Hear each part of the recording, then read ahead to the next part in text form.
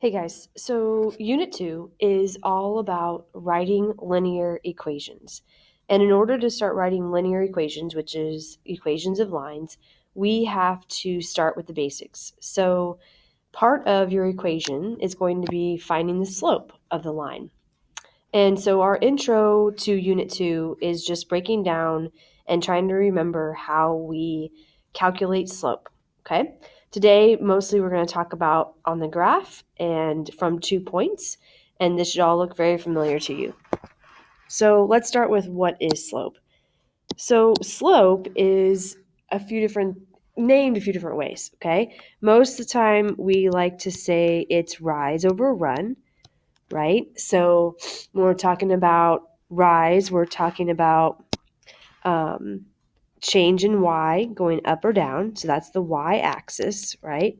This would be up and down, and then run would be to the right, which would be the x-axis. Okay? If we're using maybe different terms, we might say it's the rate of change. Okay?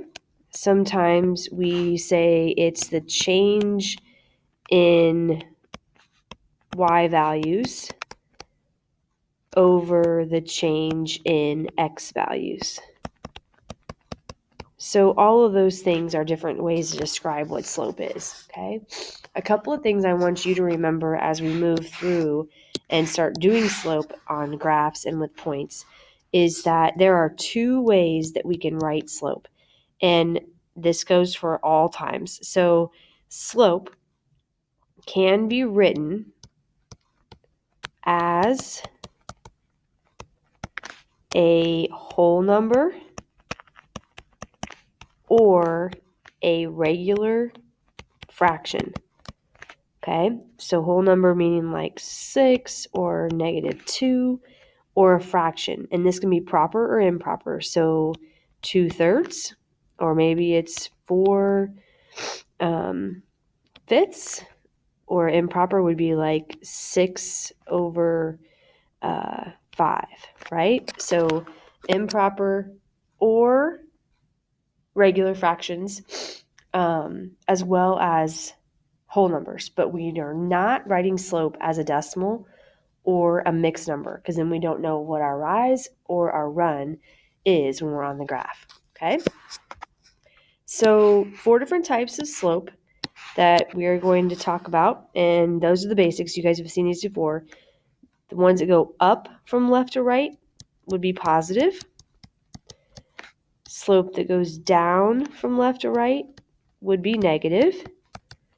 If it goes straight up and down, that is undefined.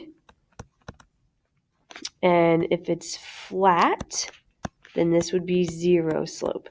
Some of you might know Slope Dude or have seen those videos. If you haven't, it's kind of like annoyingly funny, so you might want to look it up on YouTube and watch it. But positive up from left to right, negative down from left to right, undefined is straight up and down, and zero slope would be like if it's flat, like a driveway, okay?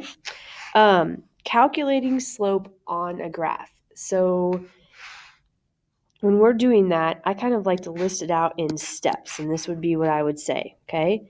You need to pick 2 points on the line, okay? And most of the time, especially to get started, those will be given to you. So pick 2 points on the given line, okay? Then we are actually going to count starting on the left to the right. So count, and we're going to start on the left and go to the point on the right, furthest right.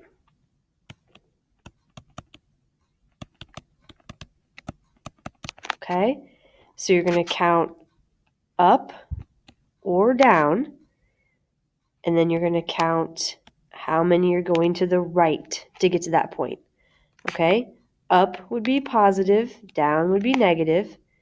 This would be your rise, and then to the right would be your run. So that number goes on top and run goes on the bottom. Okay, you're going to write it as a fraction. Okay, that's why we have you do rise over run. And then the last thing I would want you to do is to simplify. So if it is a fraction and it can be simplified even further, maybe even down to a whole number or an integer, then you need to do that as well, okay? All right, so that's from a graph. The other way we're going to do it is from 2 points. So it looks like this. If I had 3, 2, and 0.16, okay, we have a formula that we use to find the slope if we can't be looking at a graph. So this formula looks like this: y2 minus y1 over x2 minus x1. I'm sure you've seen that before, and it simply means in our points that we have listed for ordered pairs, the first number is always the x, the second number is always the y. So if I have x, y, x, y, these two would be my first pair, and these two would be my second pair. So for this example, on the top row, y2 would be 6 minus y1, which is 2. On the bottom, x2 would be 1 minus x1, which would be 3. And then we just subtract and simplify. So 6 minus 2 is 4. 1 minus 3 is negative 2. And 4 divided by negative 2 is negative 2. And this would be our slope. Okay? Hopefully you remember that. That should be old news. Okay?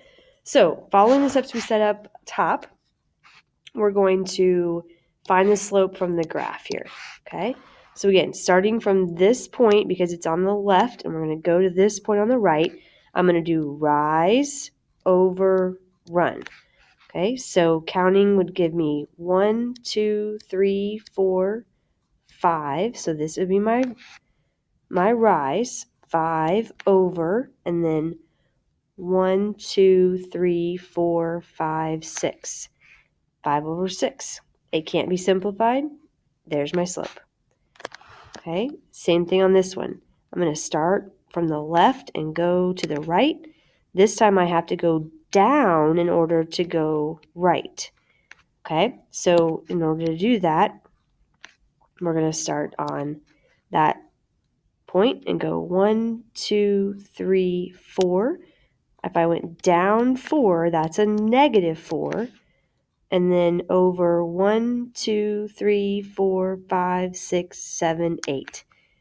Okay, well, 4 over 8 simplifies, so that would become negative 1 over 2, negative 1/2. And there's my slope. Okay, for this guy, it's flat. So if you're already thinking about that, if you do rise over run, I'm not going to go up or down to get over here. So that would be 0 on top. And then to the right, 1, 2, 3, 4, 5, 6. And 0 over 6 simplifies to just 0. Okay. On the last one, rise over run again.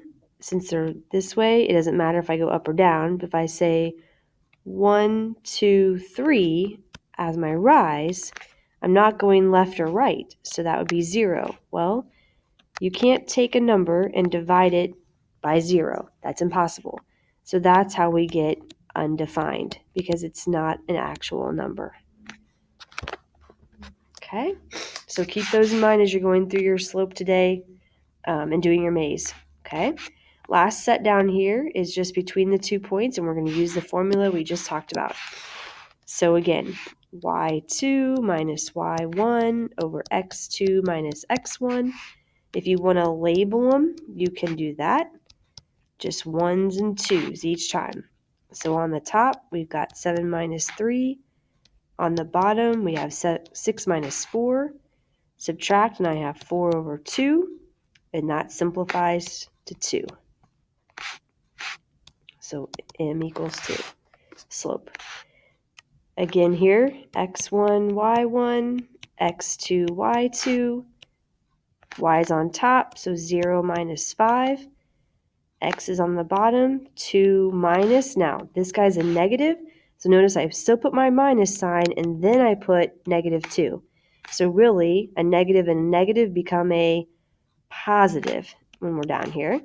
So 0 minus 5 should be negative 5. 2 minus negative 2 becomes 4, and that won't simplify, so there's my slope. Leave it as improper, not a mixed number. Okay, so again, top row, x1, y1, x2, y2. I've got 7 minus 7 over negative 2 minus 4. 7 minus 7 is 0. On the bottom, I have negative 6. 0 divided by any number is 0. Okay, and last one, x1, y1, x2, y2. And I have, here that's a little confusing looking, sorry. Let's get that again. This is a y, okay? And on the top, I have 10 minus, and then again, negative number, we put in parentheses, over 5 minus 5. So again, back-to-back negatives here make a positive, so this is 11. And 5 minus 5 is 0. We can't do that, so this is undefined. If you'll notice on my wall, to help you remember these two things, I have a little saying, and it's okay to have an answer when the zero's on top, but it is a big fat no when the answer for the 0 is on the bottom. Okay, so a way to remember that as well. All right. If you filled these out with me, that's great. I'll give you those points, and then you can do the maze for your homework for tonight. Let me know if you have any questions when you come back to class.